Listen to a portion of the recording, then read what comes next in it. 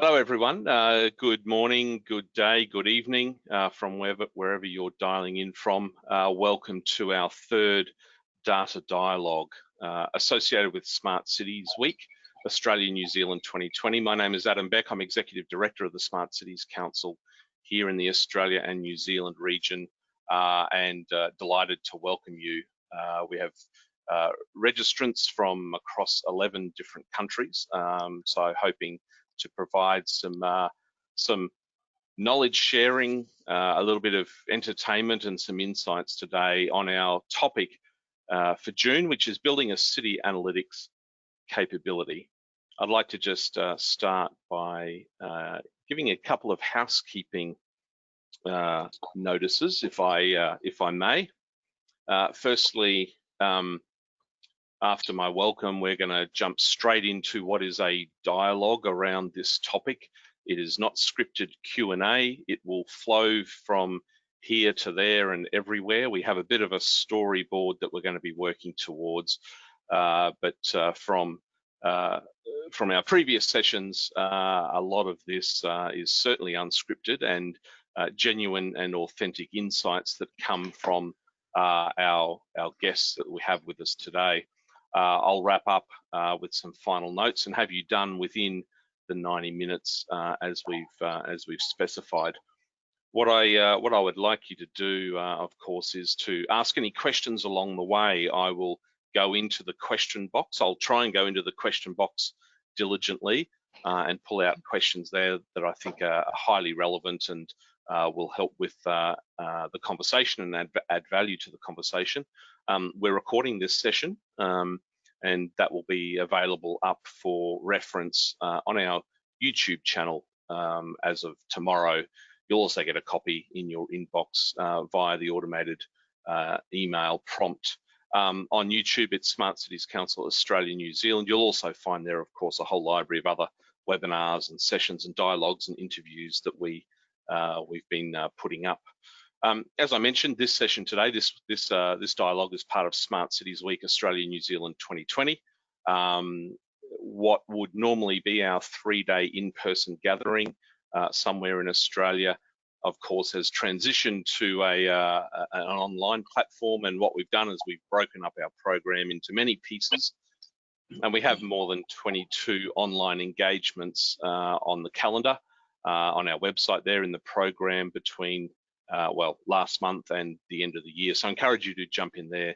There's a whole range of different engagements, from short 1-hour lunchtime rapid discovery and networking sessions all the way up to in-depth intensive 2 hours per week, 4-week long collaborative project planning activities with cities. The dialogue and the data dialogue is part of our Centre for Data Leadership initiative. This is our focus area, the part of the Smart Cities Council where we dedicate time and resources and energy to building this idea of data leadership. And our data dialogues are 1 per month. So we have an entire program for the remainder of the year. For those that want to access some more information around our data leadership work and download our 5 data leadership vitals, head to that website there, centerfordataleadership.com, and you'll see some resources. Okay, so we're almost ready to go. I have a hand-picked amazing panel of 5 leaders from various different sectors and perspectives. Libby Harris from the City of Sydney is with us. Hello, Libby, give us a wave. Nighttime Economy Manager.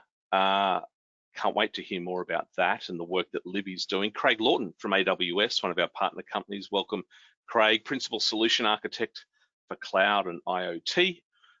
Chris Isles, locally based here in Brisbane, where I am, Economic Development Manager for Brisbane City Council. Chris Pettit, man of many hats, Professor of Urban Science among those at University of New South Wales. And Kerry Niven from Oricon over in Christchurch, New Zealand, who's the Global Digital Collaboration Lead for Oricon. Thank you all for joining us today and for being willing to participate in unpacking this idea of building a city analytics capability. And we've deliberately and strategically gone for that title and that topic, not to sort of serve you up necessarily a case study of this is exactly what it looks like, here's one we prepared earlier, but rather what are the key components, what are the processes, what are those sort of really important horizontal issues that make for a successful city analytics capability or function, whether it be in private sector, but today predominantly we're looking at local government, but could equally be applied elsewhere into other sectors. So what are those key components to building a city analytics capability? How this is going to work is I'm going to ask each of our 5 panelists to start by giving us a quick 2-minute response to a question that I've given them all, and I've asked them now more than ever from sort of their perspective, what do we need when it comes to understanding cities and city analytics and data analytics and those kind of issues. So we'll start with those 2-minute introductions, and then what we'll do is we'll then transition into a conversation, and that's where the question box will be hopefully populated by all you good folks that are on the line, so that we can also dip into those as we go along and answer some of those questions. So without further ado, what I'd like to do is I'd like to start with Craig Lawton. Craig, firstly, just before you jump into your 2-minute response, a quick 20-minute more detailed bio, who you are and what you do would be great if I can ask you to kick off. So 20 seconds. So I've been working at Amazon Web Services for 5 years as an architect, in the last couple of years as a solutions architect focused on smart cities and transport and that domain.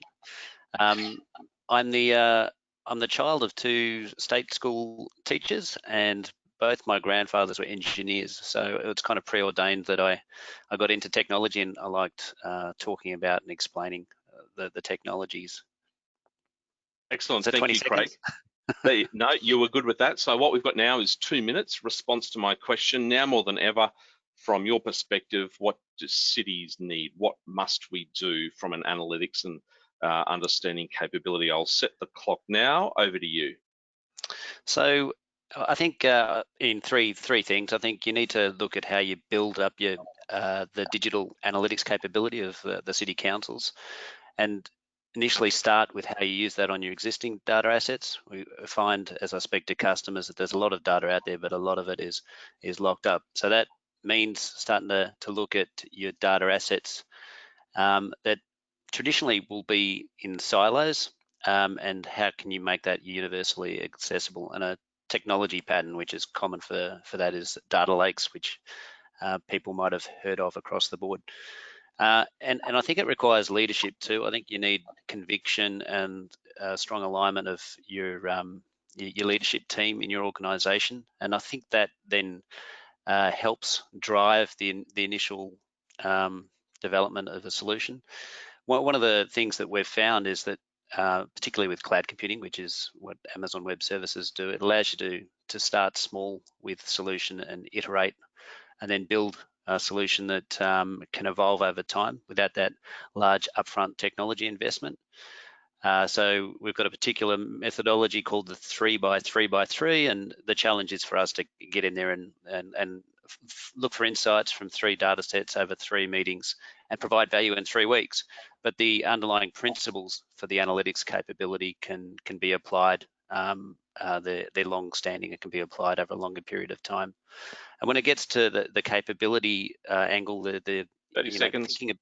Thinking about how you can develop your internal capability, but also make use of partner organisations and educational institutions as well to augment that and build that over time, and also pool your capability perhaps with regional council organisations.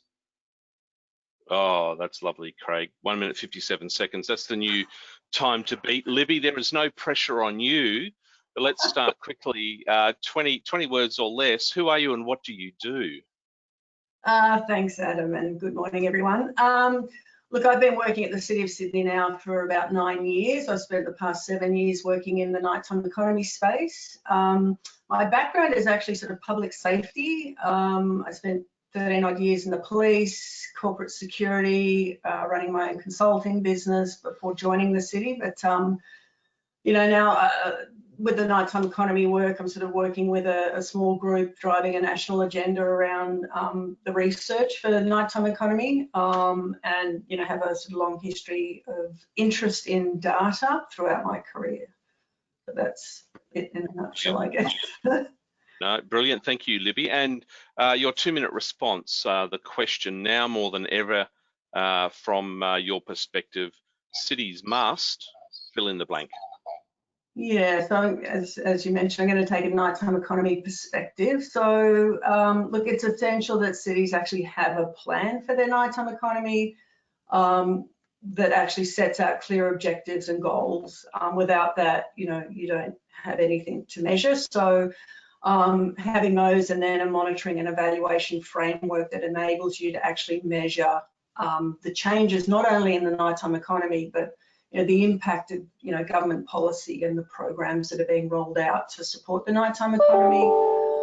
With that, of course, comes data. So, you know, what are the questions that need to be answered around the nighttime economy for us to better understand it, to be able to support its healthy and sustainable growth. You know, and with that comes data. So what data can answer those specific questions?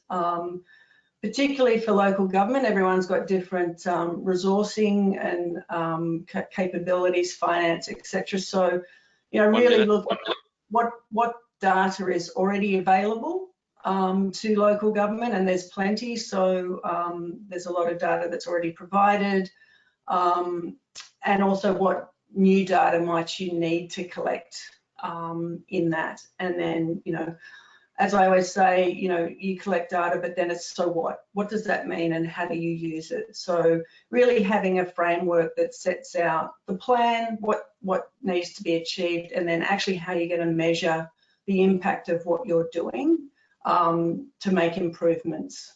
That's it. Excellent. Yeah. Excellent. Thanks, thanks, Libby, and we'll unpack some of that shortly. Chris Isles, over to you. Firstly, 20-word bio. Who are you and what do you do? Yeah, good morning, everyone. My name is Chris Isles. I'm the Economic Development Manager at Brisbane City Council. Within Brisbane, I think we're one of the few councils that the economic portfolio actually includes our Smart City program and I guess an emerging city analytics program as well. So I manage our broader economic portfolio, but also the Smart City and City Analytics programs within Council. An urban planner by training, and I've been in private sector for the last 20 years and then joined Council in January this year in what's been a very quiet time. I'm sure it has for an economic development manager. Thank you, Chris, for that brief bio. I'm going to start the clock here with your 2 minutes. The question is now more than ever from a city analytics perspective, cities must fill in the blank. I think cities must start to look at some of the gaps in that traditional siloed vertical approach. Most city councils and true of policy in general tends to look vertically. I think more and more cities have these emerging horizontal issues that transact many of the things of the traditional vertical. So using transport mobility as an example, that's no longer a transport issue. That's something that sits in planning and economics as much as it is transport, lifestyle, livability, investment, attraction. So they're no longer kind of issues that we can leave to be handled by one of our more classic verticals. So I think the city analytics opportunity provides cities to look horizontally at the things that might otherwise fall between the gaps, or the issues that have transactional kind of opportunities that are pieced together across those various programs. But I think the other thing that cities really need to do is start building a data culture and data capability. It's certainly, whilst there's a plethora of data in government and in particular in local governments, we're not short on data. What we're short on is our ability to actually provide meaningful insights from that. And I think one of the things that we all need to focus on is what's our best use of our technical staff, and whether that's having them crunching the data or teaching them how to work with data analysts to actually crunch those data and find insights in the longer term. Excellent. Chris, thanks so much for that. And while we're talking to Chris's, let's not stop there. Chris Pettit, good morning. Hello. Who are you and what do you do? Hi, Adam. At UNSW, I'm the director of the City Analytics program. So we have a master's program we kicked off a couple of years ago, and we have a City Analytics lab, which we use for supporting collaboration, bringing groups together, government, industry, communities, to look at city analytic techniques. And just to top that off, we have a City Analytics program within the City Futures Research Centre that I head up. So I spend a lot of my time living, eating, breathing city analytics. Okay, so you might have something to say today. Okay, so your 2-minute response to our question today, our kickoff question: now more than ever, from a city analytics perspective, cities must fill in the blank. I'll set the timer. Over to you. So 2 minutes, gosh. Understand and embrace city analytics. We need to have that fundamental understanding, and councils need to understand what that capability is to support better planning and design, amongst other functions of the city. Very briefly, as an academic, we have a definition that we present to our students in city analytics, which is essentially, it's a digital toolkit comprising a set of frameworks and methods to support collaborative city planning and user-centered design. So at UNSW, we've been looking at building city analytics as an educational research and knowledge exchange capability, and we encourage councils to do so, also being able to harness that power of city analytics. It's a fast evolving area, and I think the opportunity to look at upskilling and being able to understand the potentials of data analytics and insights, being able to look at more advanced modeling and simulation, what if scenarios of our future cities, as we're dealing with challenges of resilience right now and other massive challenges facing our cities. Of course, we need the visualization and the dashboards so we can get fast views of what's happening now and in the future of our cities.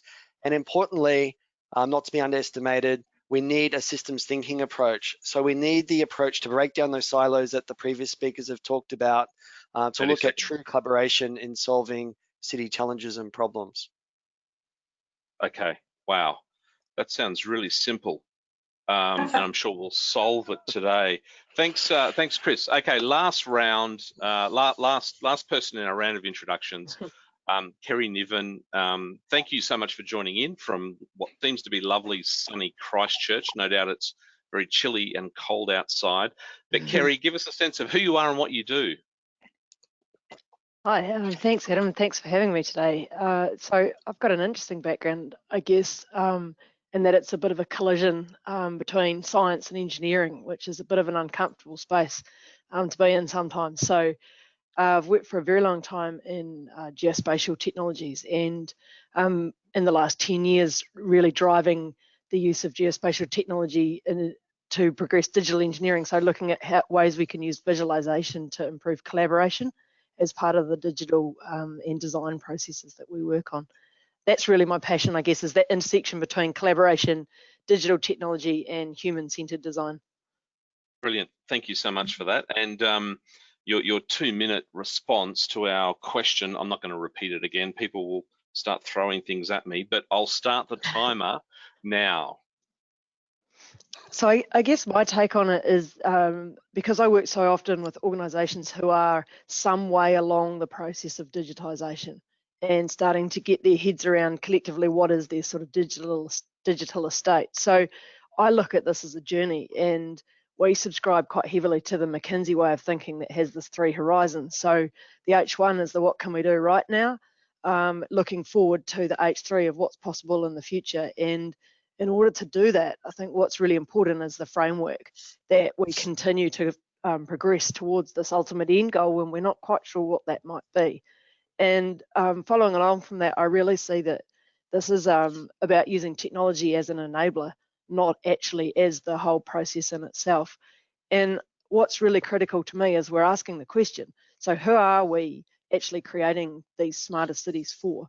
And who is the ultimate consumer of the things that we create? And what we like to think at Oricon is that a lot of what we do as designers is we leave a legacy. So the ultimate consumers of the things that we design and the things that we create are the people who need to live in these environments. And so I think we ask ourselves the question of, what is this future city? Is it sustainable? Is it productive? Is it resilient? And then what are the things that we need to do to bring together in order to reach that end goal?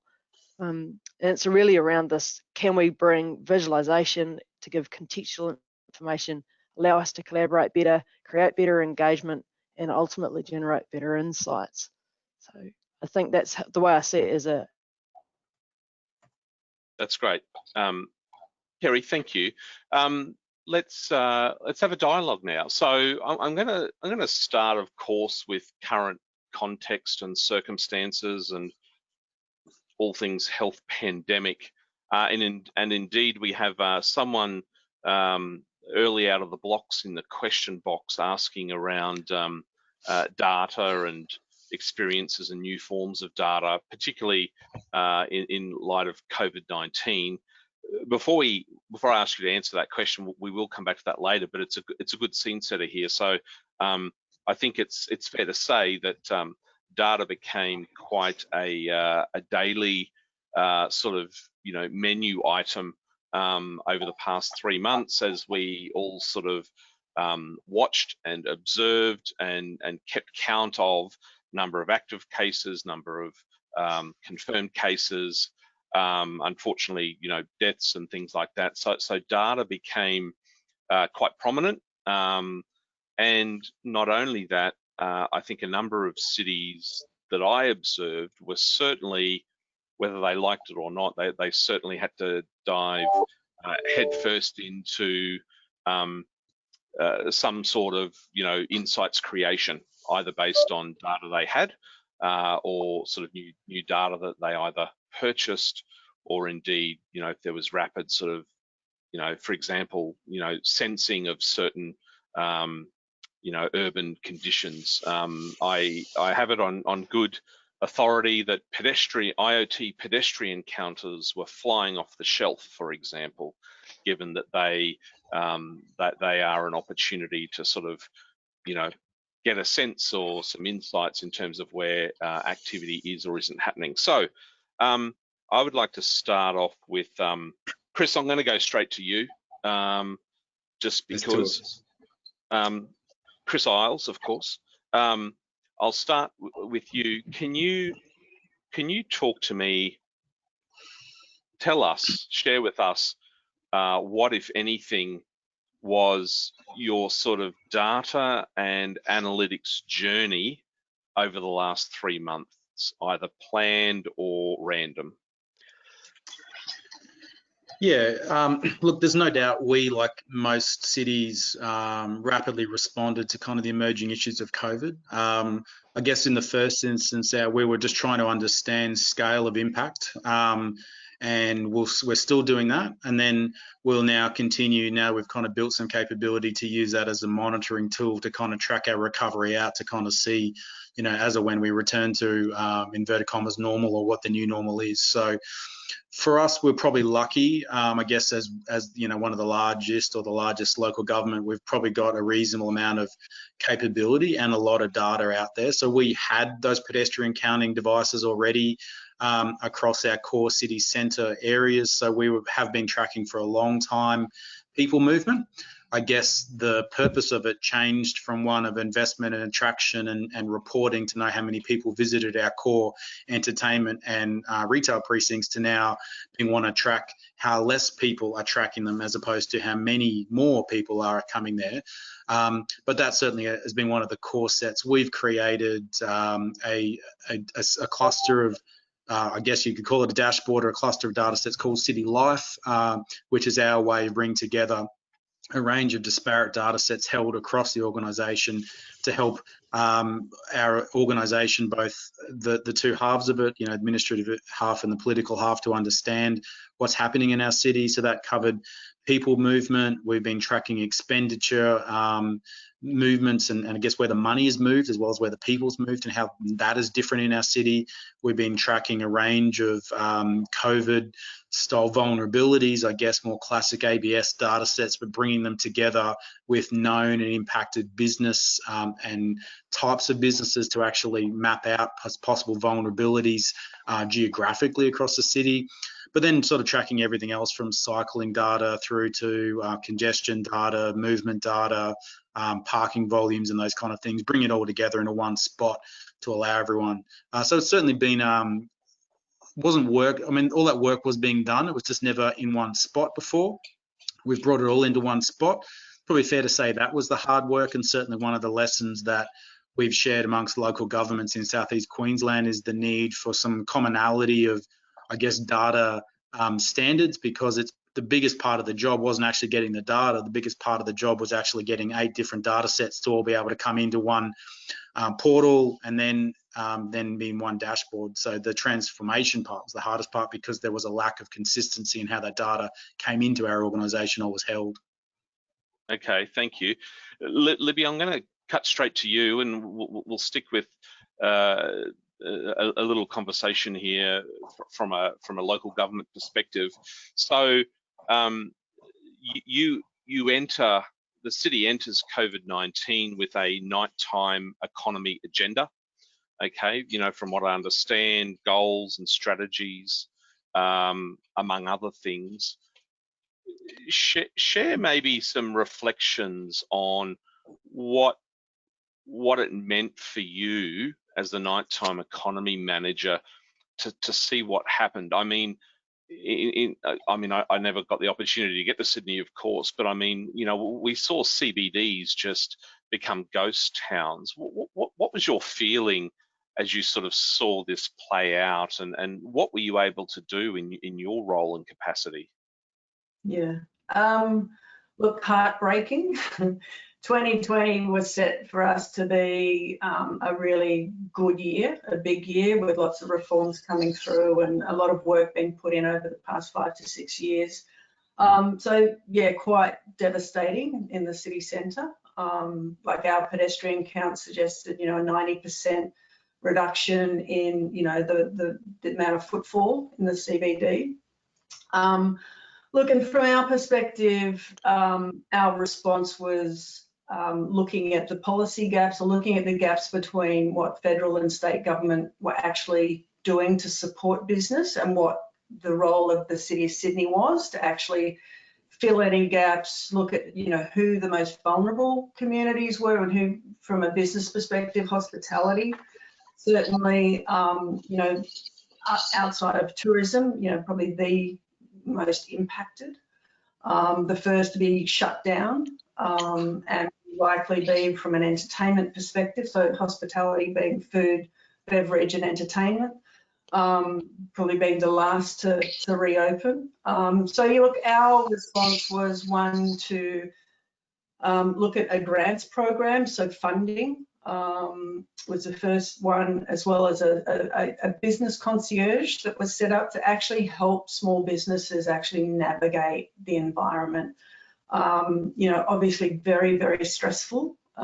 People's livelihoods, you know, seriously impacted.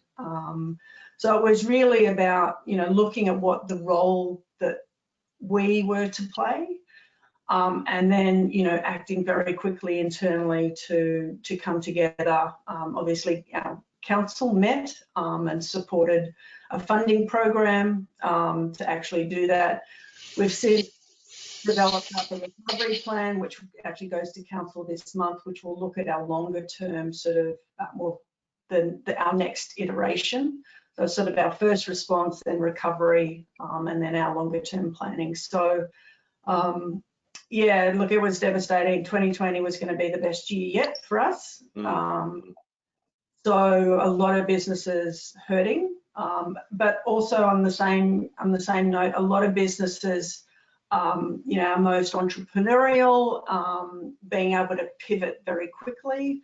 So, for example, distilleries, you know, reverting to production of hand sanitizers, you know, the state government was actually fairly quick to respond as well with relaxing regulations to actually enable home delivery of cocktails, as an example, from bars, restaurants being able to pivot to, you know, takeaway and home delivery as well. So we saw a lot of transition from into the e-commerce space, which is, you know, something that the city's been working on for a number of years to support small business to become more digital capable. So we've run some programs as well around sort of, you know, helping businesses to navigate that transition and helping them with, you know, that whole digital space as well. So digital literacy programs. Yeah, thanks for sharing that, Chris Pettit. I mean, we have certainly observed the you know, the sort of, you know, tragic outcomes that we're seeing from this pandemic to our academic institutions and universities and, you know, at times schools. I want to park that one, but I want to ask you a question from a technical perspective and your role in city analytics. I can only imagine that as this was sort of all happening, that, you know, there were observations and insights that you were sort of grabbing, noodling on things. I can imagine. What have you learned as an educator in this space of city analytics? You know, you've created a blueprint for this. What did you learn? What did you observe that you think is going to help the city analytics process, idea, skills, capability be better? Yeah, good question, Adam. So I guess, as you said, universities have been hit fairly hard. And I guess being able to just all of us move online, whether it's moving online for education, moving online for these sorts of get-togethers and important discussions, and that if you translate that more broadly into, I guess, visions of city planning and telecommuting that came about in the 1980s, how do we start to then, you know, use this opportunity as well, this situation, and look at it in a positive light? So I guess if I think about it, we're all, and many people who were not into using this technology, I think, you know, in this audience, we're all quite familiar with Teams and all these sorts of digital tools. But being able to see other colleagues pick these up, and both within universities and within councils and so forth, and continue that collaboration, and seeing that we can upskill quite quickly. So one of the challenges, I guess, broadly speaking, around city analytics is what we are trying to do at UNSW is skill up planners, designers, those working in cities, because this whole area of tech has been moving so quickly. And I think a lot of people in organizations have felt somewhat intimidated by the technology. And I think this is an opportunity for us to embrace it. And I'm seeing colleagues who are coming into Teams and these video conferencing Go meetings for the first time and starting to feel confident more with the technology, trusting it, and also the culture around trusting their teams and colleagues to be working diligently from home. So there's been some learnings there. Dashboards, and you talked about it before, Adam, being able to have dashboards that are not just digital bling, that we put a dashboard up to say, hey, isn't our organization doing really well? Here's our public facing dashboard against our KPIs, but actually having dashboards, you know, we see the one out of Johns Hopkins University that I look at daily. Sydney Morning Herald and others are using that as an authoritative source of you know, what's happening across the globe with this pandemic, and having those dashboards. And Chris mentioned the dashboard work out of Brisbane City Council, actually seeing these used for making decisions. And I guess seeing our Prime Minister and government listen to the epidemiologists and those doing the modelling and simulation, and having that information actually used to drive decisions.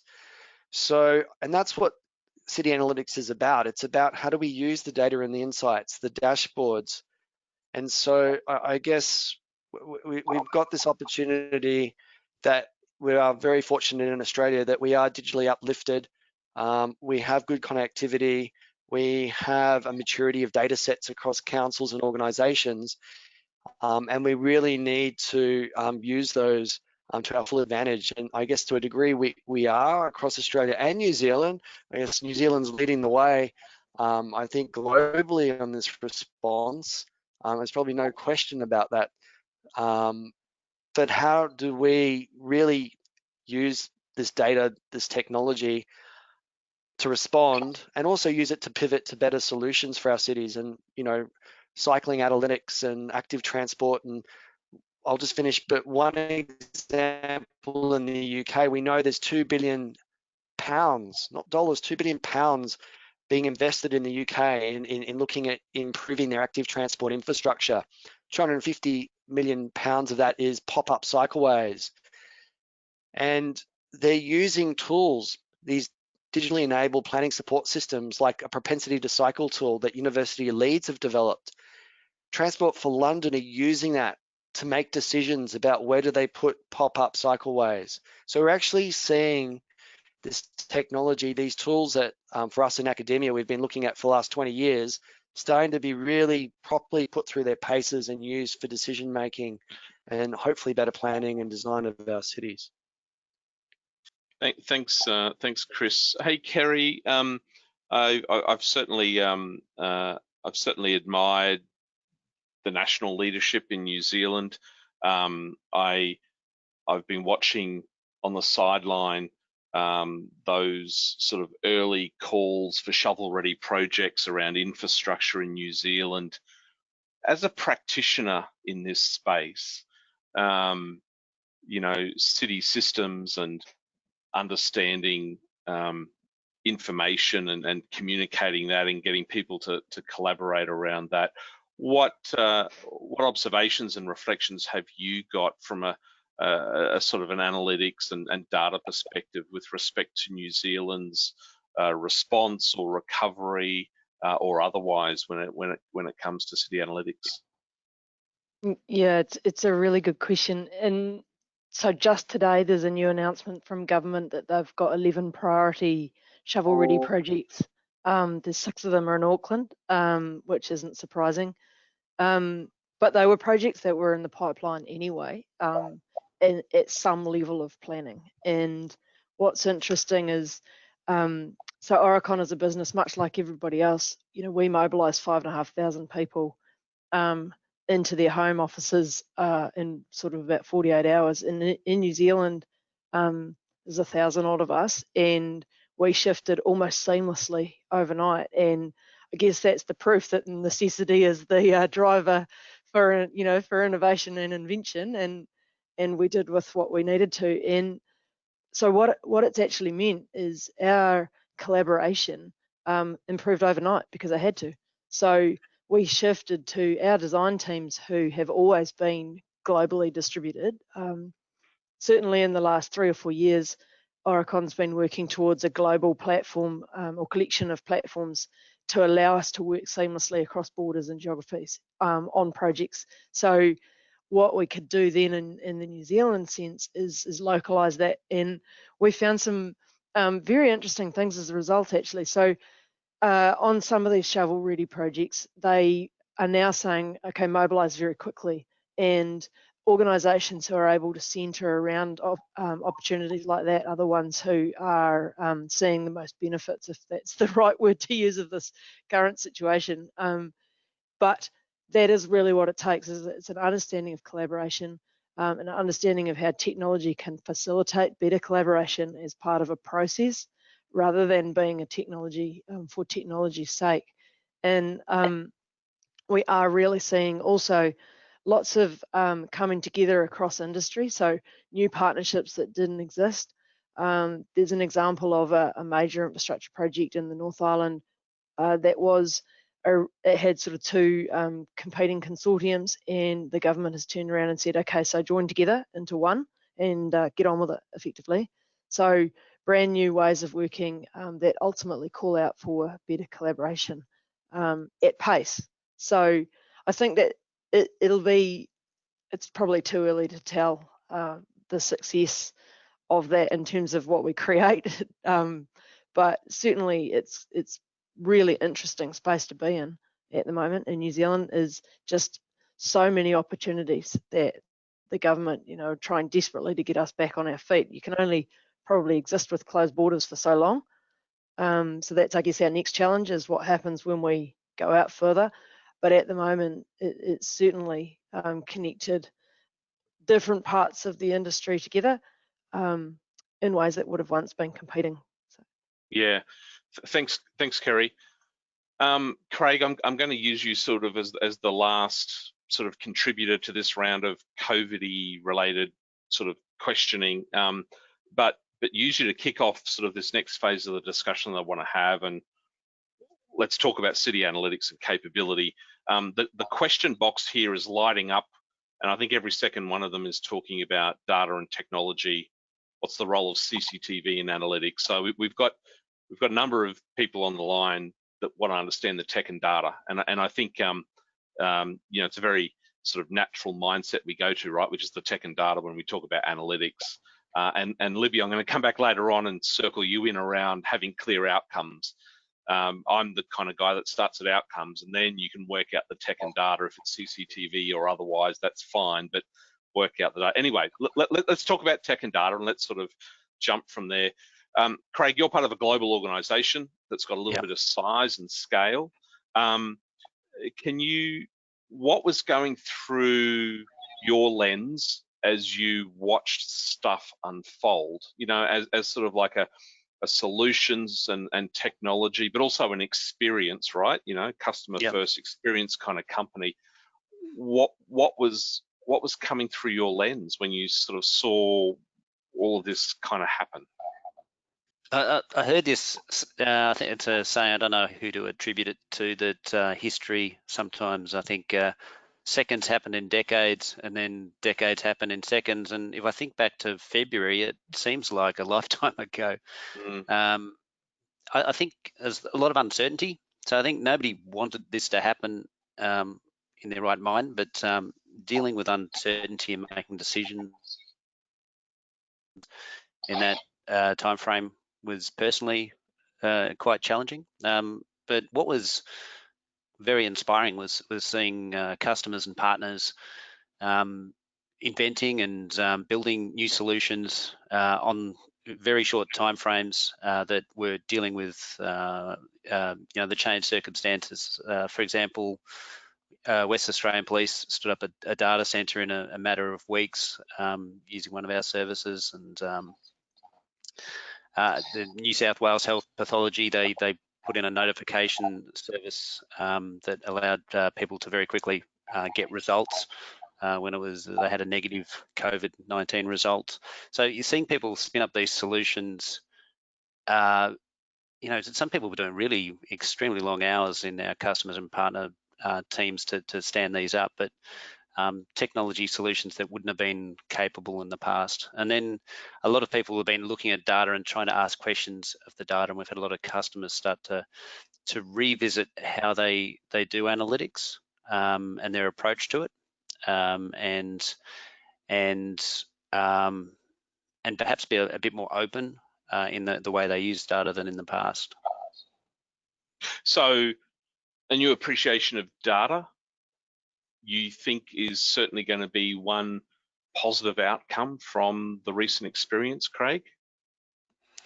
Yeah, so I'm an IoT specialist, and it hurts me to say that smart cities is more around the use of data and digital capability.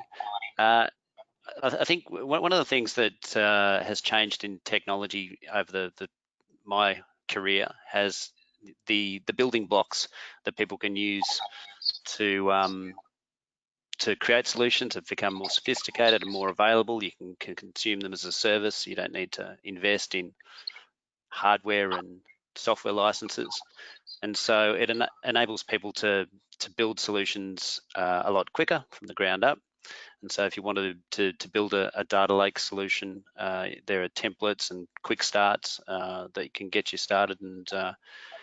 And there's an old school IT law called Conway's law, and I don't know if anybody's familiar with it, but it's always front of mind that organisations tend to build systems which represent their organisational hierarchies. So there's a lot of, everybody has their own database. And I think one of the things that's changed is people are going, we need to really store our data universally so that it can be accessed, so that people can discover data sets within organisations and use the tools and languages that they're used to access that data without the the typical gatekeepers that you find in organisations. Yeah. Okay. I'm going to move between my my sort of somewhat structured dialogue and what our audience is interested in hearing responses from. I'm going to clear one off the list here. So I'll allow up to 2 of our panelists to respond to this one. Can you provide a real use case for the innovative use of a new or existing data stream? Kind of context, COVID-19 context. A use case for a new or existing data stream over the last 3 months. Who wants to give that one a go? Give us an example. Who saw something, who did something? Look, I'm happy to start. I mentioned it earlier, but analysing the spending data. So that's something that our economic development team has been doing for 2 years now. It's been done to inform our economic development strategy and just kind of generally track our economy. I certainly saw an opportunity to use that more tactically in a COVID sense to actually look at how the money was shifting more narrowly in our city. So what we've been able to glean some insights, and it hasn't been easy, I might add, because of the way that the data is provided, and obviously some privacy issues around sort of how granular the data can get. We can only really get the data down to probably an SA2 level, which is probably not as granular as I'd like, because particularly when we start talking around smaller suburban economies, we're talking clusters of shops, and probably not as granular as I like it, but I'll take what I can get at the moment. So we've been able to glean insights like the fact that there's $100 million per month less being spent by Brisbane people in Brisbane at the moment. We know that 55% of our suburbs have less money being spent in them than that were being spent pre-COVID. But on the positive side, that means 45% of our suburbs have more money being spent in them. We're able to dig into what's local spend, so by residents in their suburb, and we can see that that increase, that 45%, is generally because people are naturally at home and spending more money in their shops nearby. But the 100 million a month generally is coming more than 50% of that from our CBD. So we've been able to do some longitudinal analysis now that we've been doing that over really the last sort of 3 months now. And we're starting to see that that money, the expenditure is actually decreasing still. You know, the last quarter, the last fortnight that we just got in the last few days has shown that that spending is still going down. It's not going up. So even though we're probably seeing a broad recovery in our sentiment, you know, I think everyone is feeling more positive. Borders are reopening. We can go to cafes. We can do all of that other stuff. But the dollars still aren't flowing just yet. And I think that's probably not unexpected, because we know from analysing, again, unemployment data that we're starting to now get through finally, that we've had significant amount of change in our unemployment. I think our projections, we're heading to about 140,000 additional unemployed in Brisbane for the quarter, which is not insignificant. And when you start to track that through, that's not picking up the number of people who are still employed, but maybe have taken a 20% pay cut or working 4 days a week. So the amount of money less coming into the economy has to obviously be reflected in spending. So, I mean, that's kind of for us, one of our core ways we've taken a data set we've used for 2 years and used it in a completely different way. Okay, one more response to an innovative new or existing data stream. Chris. Thanks, Adam. So with COVID, we set up a property dashboard where we're harvesting a number of data sets, and that's all open. It's a public-facing dashboard based on a project that we have called Value Australia, working with CommBank, Liverpool City Council, Property New South Wales, Frontier SI. And we're starting to then harvest data sets, and one of those in that dashboard is looking at sentiment analysis and being able to look at Twitter data and triangulate that around the property market and COVID to understand sentiment based on these announcements that we get from politicians and so forth, to understand what might that be having on our property market. That's updated every 5 minutes in that dashboard, and we're trying to understand these signals, these announcements around investments in the housing market that the government are making around extensions, and what is that meaning, and trying to now track that and link that to broader scale property metrics that we have, like the house price index that CoreLogic puts together, other indices, and trying to then triangulate what does this mean for the Australian property market, because we've got scenarios anywhere from an expected dip of 10% for the property market to anywhere up to 50%, and obviously that will be catastrophic for the Australian economy if we go anywhere near that 50%. So we're trying to look at how do we grab existing open data and then triangulate that and model it to explore these scenarios. Okay. Thanks, Chris. So, so Craig, Kerry, we can kind of sense anything, can't we? I mean, am I exaggerating if I say that our ability to sense and gather conditions from the environment, from society, from the economy? I mean, technically, we're pretty strong, aren't we? The tech is there. Yeah. Would you like to go, Kerry? Just sort of gut feel. I want to sort of build a narrative here. I think the technology is certainly exists. The challenge is bringing it together and connecting it, and understanding that there's multiple different networks, I guess, and you're all probably better placed to talk in detail about how they all fit together than I am. The observation that I would make from working with all our clients in quite different industries is that seems to be the challenge, that in their own right we're creating the capability to measure, record, and actually in most cases now start to analyze and get insights out of the data that's important to this particular area. But what they are lacking is the ability to see the ecosystem within which that information resides, and maybe the foresight to understand how and why it's important to join that together. Okay, I'm going to come back to that. So yes, you've confirmed that essentially we can sense anything and gather anything, and we can store anything, and we're verging on, the moment in time where kind of we can then just automatically convert it into insights delivered to your iPhone or other device every second. Craig, from a technical capacity perspective, I'm not being dramatic, am I, when I say that we can sense anything, right?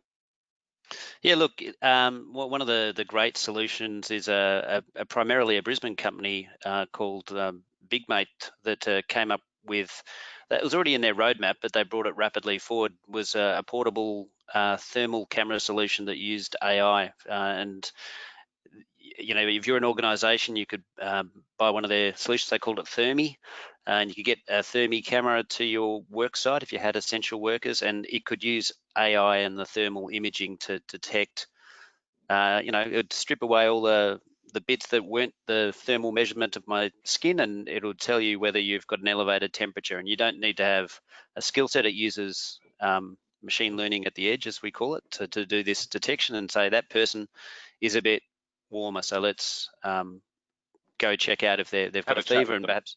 So you protect the workforce, and you're also keeping workforces open. So that was a great solution out of Brisbane.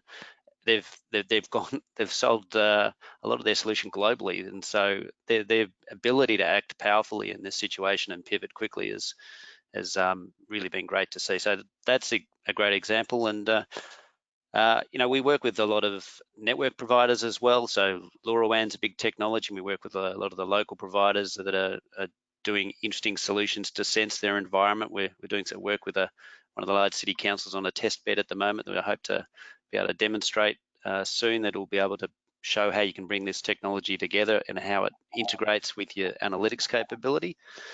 And then lastly, Yeah, a lot of people have been asking about CCTV footage because most cities already have the infrastructure there, and the ability to do some basic computer vision techniques on that computer vision and do things like count cars or count people and use those data sets.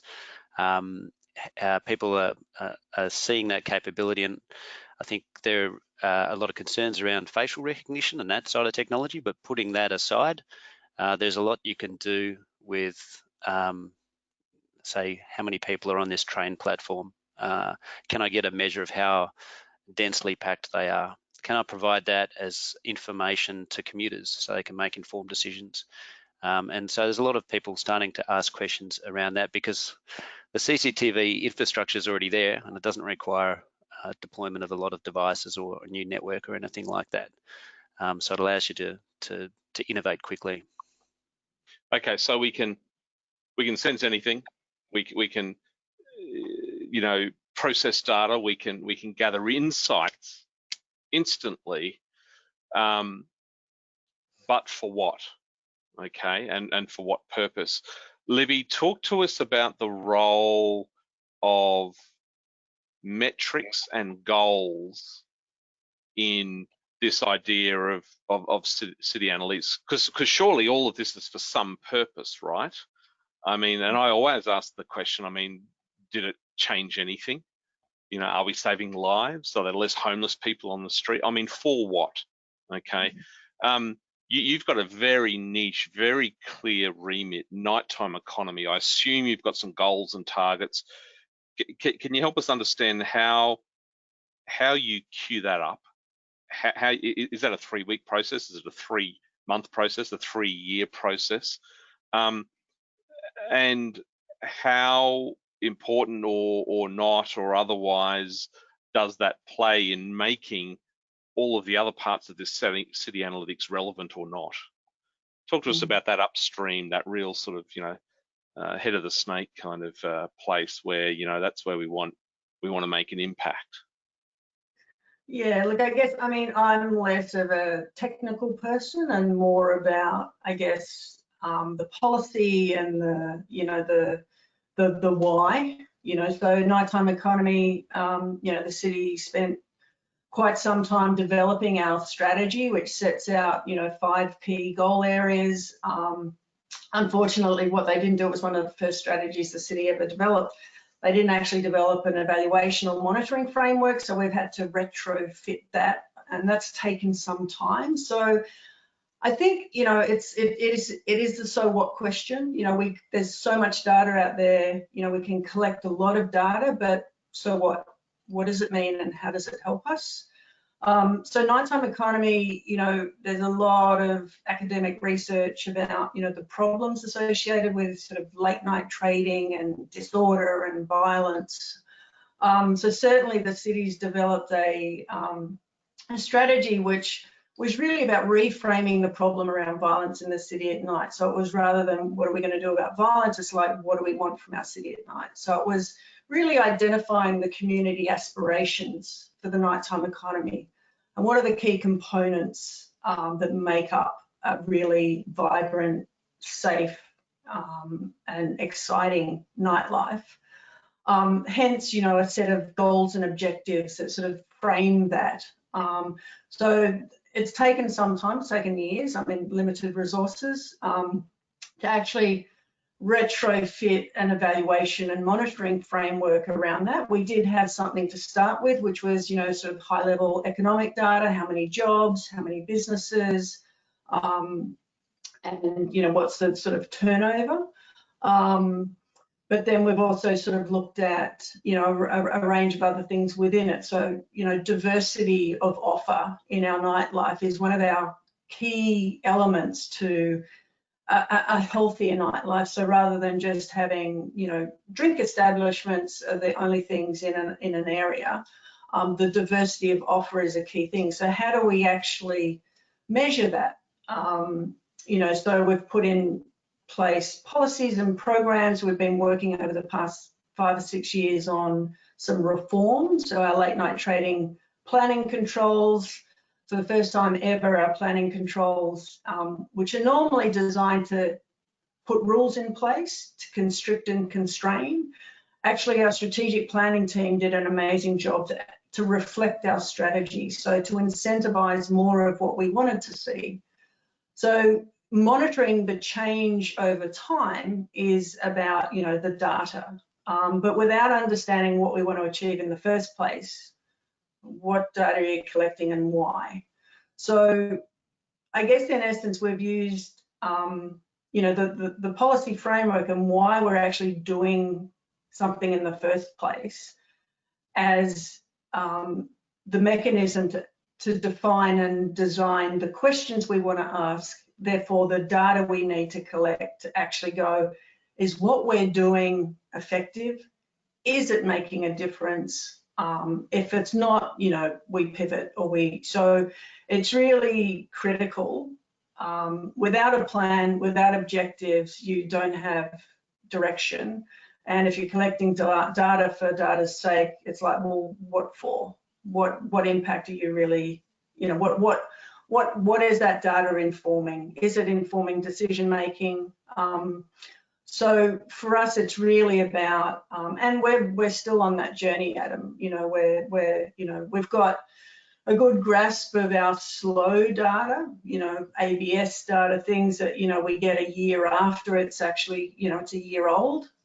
Some of the things we're really trying to work on is, you know, that fast data. So all of that open source data on the internet that you can, you know, develop APIs for and scrape, so to get more of a granular feel for what's going on. But yeah, I mean, that the information is key to understanding what's going on and whether the policies that we're putting in place, the programs we're putting in place are actually making a difference to achieve our goals. So Chris Pettit, if we take that nighttime economy overview, the process that Libby's just described, articulating the outcomes, doing the research to try and identify the metrics to measure change, come up with policies and initiatives that sort of help direct towards that. From the city analytics professor, I mean, is it just a mere fact of sort of copying and pasting that across the 24 other silos within a city to come up with your city analytics sort of approach? We just need to do that now for transportation, parks and wildlife, public works, you know, et cetera, et cetera, et cetera. Or am I simplifying that too much? If we could do that and put that across those verticals, that approach, that would be wonderful. But we also then want to explore those horizontal benefits of an approach that we might get some win-wins or some extra benefits. For example, if I just sort of take that sort of thinking, which is a great approach, Libby, if you start to look at that for, say, you know, other parts of the city, like what I've seen in Arizona around cycling, where they start to think about, you know, the policies driving better use of their road infrastructure for cycleways, and now that's sort of come out of their transport group out of Phoenix, and then that's also moved into their road maintenance group and assets management. So every time now they have a policy of upgrading the road, they automatically put in a new line, you know, on the road, or they make a dedicated cycle way piece of infrastructure to sort of, you know, and that becomes, I guess, that joined up approach across divisions. The other thing, though, what you're saying, Adam, but even just to do that in one silo, and I think within councils like City of Sydney and Brisbane City Council, you have the data to be able to set these things up as living experiments or living laboratories, which is really powerful. And getting all those detailed metrics that Chris was talking about before that he's got out of COVID, and being able to look at the nighttime economy or other areas, and then being able to say, well, you know, we do this, what change did that bring before, during, and after? I sit here in research land going, that's fantastic. You guys can do that internally. The challenge then is, how do you then bring in other players? So that's where the complication is, Adam, is then how do you bring in others into that data ecosystem? Because all the nuances around, you know, Chris, Libby, you've got that expenditure data. You probably couldn't give it to me, or you couldn't give it to Kerry, even if you wanted to, to bring in a third party to sort of help work on that. That becomes a challenge, all the data licenses, and it gets quite messy quite quickly. So yeah, if we could come up with processes to take those really clear ways of thinking and conceptualizing a problem and a solution, and then somehow still look at how we strip out all those issues of, you know, being able to collaborate with who we want to collaborate with in solving that problem. And I think those are still some of the challenges, even seeing in COVID, trying to get data and access to data, not being within government is still a challenge. And I haven't seen that improve in this environment. And I think it could and it should. But I think setting these things up as living experiments, we don't do that in Australia very well. They've been doing this for a long time in Europe. And then we might see some other benefits, not just return on investment, but other benefits that we can measure as you bring in your nighttime economy. You might, stumble across some other incidental benefits that's bringing to the city because we've got new data and metrics, we can measure it. Yeah, absolutely. Kerry, so from your perspective in the private sector, share with me some narratives, some key messages around, particularly now more than ever, convincing a client, convincing a city or a level of government around the value and the importance of investing in this type of capability now. What would you be saying to a client? We've got a couple of questions up here about, how do you justify it? And I'm thinking to myself, if we can't justify it kind of now, I don't know when we're going to get another burning platform like COVID-19. What are the types of things that you'd be saying or communicating? Well, it's a really interesting question, and it comes back to what we are seeing a lot of, which is that the questions and the problems that our clients are trying to solve, they don't exist in silos. And so just following on from, I guess, what I was saying before is that quite often you'll find that, or I'll find that we're working for clients and we get all of the stakeholders in the room and sort of go back and readdress the problem, which is generally we can't solve our own problems. We can't answer these questions because we don't have access to the right data in the right format at the right time. And when you get all these people into a room, they it's happened on quite a few occasions. They'll all look at each other and say, do you have that data? Oh, I didn't realize that. And so what we're actually doing is just acting as a conduit to bring all of the different stakeholders in this information ecosystem together and to form a collaborative understanding or a collective understanding of what are the problems that we're trying to solve, why can't we solve them, what is the data that's missing or the insights that we can't access that would actually allow us to make better decisions. And so as consultants, we could go in and say, we can give you a roadmap to a fantastic organisational data set in the future. But if we can't relate that to the problems that they're trying to solve, they don't see any value in it. So I guess that's where we've been sitting recently, is that now this environment that we're in is asking us to do that whole process much more quickly. So organisations are being a lot more pragmatic, obviously, about where they're spending their money. And there's a huge amount of value-driven innovation that we're seeing. I guess as an example, just bringing some technology to the table. So we've been doing some work for a client in New Zealand using virtual reality technology, where we got a whole lot of school children and put the virtual reality headsets on them and got them to assess various different types of level crossing barriers. And because we didn't really know what to design. And we suddenly sort of thought, well, we've got a whole target market out here who try and cross, rail lines in various different ways. And why don't we actually investigate how we could design better outcomes using technology and getting a different target market in to help us do that. And we could have gone around and engaged with all the various different stakeholders in the actual organisation, but we got real data that said, from a 7-year-old's perspective, a solid boundary is actually a really bad idea. And I just think, so that's that connection between really quickly solving a problem in a very pragmatic sense and maybe looking at engaging slightly differently and then bringing these stakeholders together in order to come out with a slightly different outcome.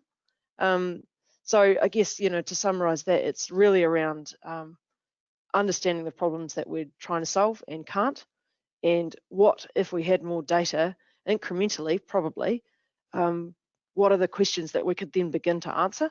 And that sort of gives us that value chain that we can use. And we're seeing a lot of that happening across industry in New Zealand. Thanks, Kerry. Rapid one-word response round of questioning now. You've got one word only. It's on the back of a question I've got here up in the box. What's the biggest obstacle to kind of achieving this outcome of city analytics, getting this capability up and running? One word, key obstacle. Craig? Leadership. Libby?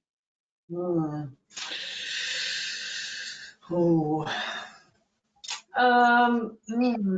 One word. Good. One word. I'll come back to you. Kerry?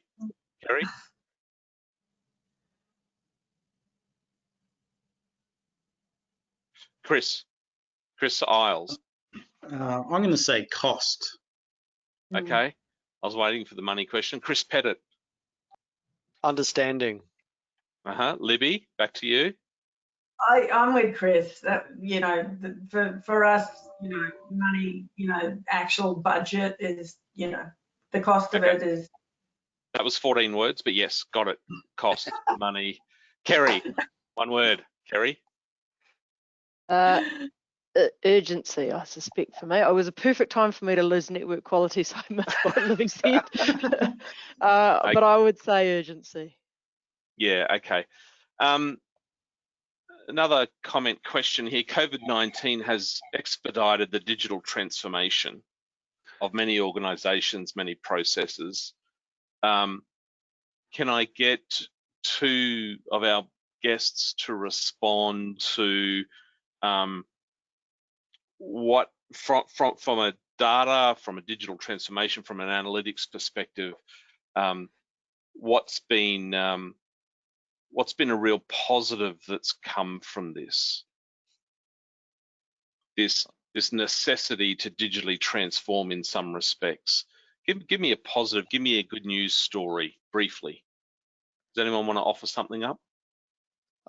I'm happy to talk. I think I've already maybe suggested a couple, which is just this cross-agency, cross-industry, cross-competitor collaboration that we're now seeing as a result of, going back to it, the urgency, the necessity. We have to work together now it's almost for the greater good. Collaboration is definitely the biggest positive we've seen in New Zealand. Anyone else want to offer up a positive? Yes, Libby. Look, I think it's a deeper understanding of the need and value of data and how important it is to our decision making. Like, it's the first thing we look for in a crisis situation, and when we don't have it, we're blind. Particularly as government. So I think, I think the value and the need for it, it's just been reinforced, which is a good thing. Yeah. Okay. Hey, Craig, the technologist of the group. So it's sort of digital transformations are us is your business name. You pull up outside the city, you walk in to council chambers with your toolbox. What are the three technology and data solutions that you're bringing in to help equip them with a city analytics capability? You've only got 3 tools in that toolbox. What are they? So maybe the first one wouldn't be a technology solution. It'd be an approach we take to building our own products and services that's proved quite popular. It's called working backwards. So every thing that we build at Amazon goes through the working backwards process, and output from that is a press release, which is like future dated and explains what these people in the future are experiencing because you've built this product. And it includes an FAQ that is for external customers and also for internal stakeholders, explaining what that is. And we run these workshops so that you know, people mention cost, and that's very important for our customers. It's probably, after security, the most important thing I get asked about. But being able to use these methods to get really clear on what you're going to build, and then you can start thinking, oh, what data do I need and how do we move forward? From a technology point of view, if you've only got 2 left now. Just quickly, I've mentioned data lakes. I think data lakes, especially in the ones built in the cloud, allow you to start with small data sets and really just pay for what you use. So it allows you to do experiments securely. Everything stays in Australia. Everything can be completely under control, encrypted, whatever you desire as a customer. So being able to start small and experiment with data lakes if you're not already. And then one more. A lot of it depends whether I'm going into I suppose, one of the larger councils or the smaller councils. Brisbane City Council. You're going into Brisbane City Council because I'm going to Chris Isles next. Okay. Hey, Chris, how's it going? You got 1 tool left. What are you taking with you? One tool. You know, when you create lists of 3, you can never think of a third. I know. Well, okay, let's bring it down to IoT. What's the killer IoT sensor that you would always have in your toolbox? I don't think there is a killer sensor, but I think you're killing me here. I think understanding, and this is how your network technology, and we've seen LoRaWAN and NB-IoT as leading network technologies, having a clear understanding of how that your connectivity integrates with your data analytics platform, so that you're not building 2 separate things. I like to think of your IoT connectivity and your data lake as the spine from which you can build everything else in a digital city. You could build a contact center off that data. You could build a digital twin off that data. You could do predictive what-if scenarios off that particular spine. So being very consistent around your IoT connectivity, and that predominantly in Australia is LoRaWAN networks, and how that works with your IoT services and your data lakes. Thank you. We finally got there, and I think there was some good, some goodness in that. I'm going to jump to a question for Chris. Chris Isles. I tend to agree that the philosophy of the true smart city and analytics is free, open source data. It appears that the key driver for a business is economic benefit, not for the greater good.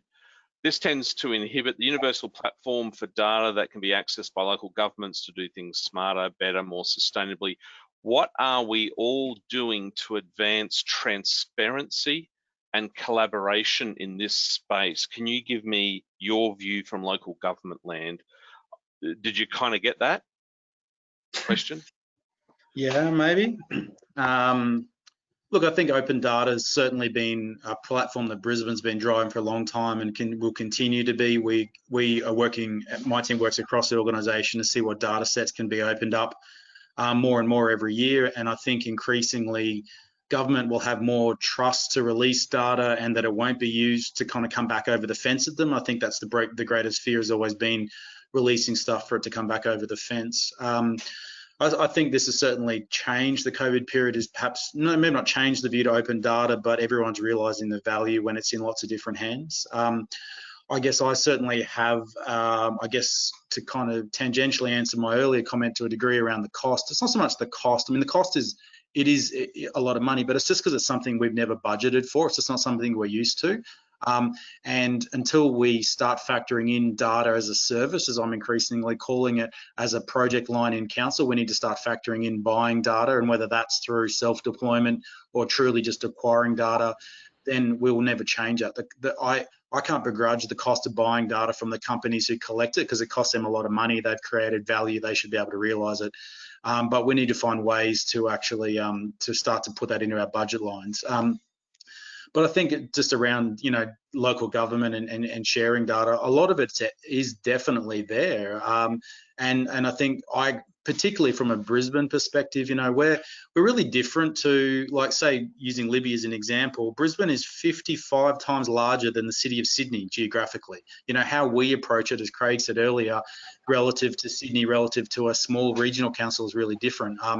For us, deployment is going to be a challenge because we have such a geographical area to cover. So I think we may ultimately end up is almost outsourced models where we will rely on kind of greater community, resident collection, or just third-party ways to collect that data. And then that data can then become more publicly available because we, like everyone else, will just be one of the people who gets that data. It's not our data. It's collected from citizens. It's collected from third parties. And I think, look, time will tell, but I certainly think at the moment for us to get the data I'd love to get my hands on, I can't afford to buy it.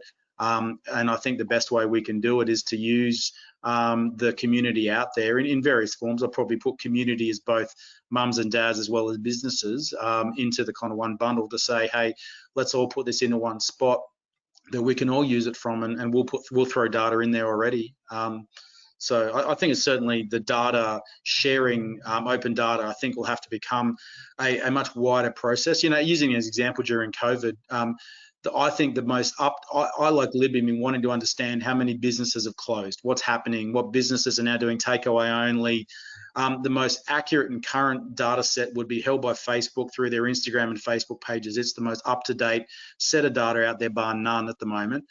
If those organisations were willing to share that with cities would be far more advanced in our understanding of what's actually happening in our business communities. And I'm not begrudging them from doing that because they'd have privacy reasons they can't. And also that's probably an incredibly valuable data set. But both sides of the equation, I think, are going to have to get used to sharing data. Thank you, Chris. We've got 2 minutes to go from my end, and I want to ask 2 more questions. I'm going to start with Kerry and then Chris Pettit. I'm going to end with you, Kerry.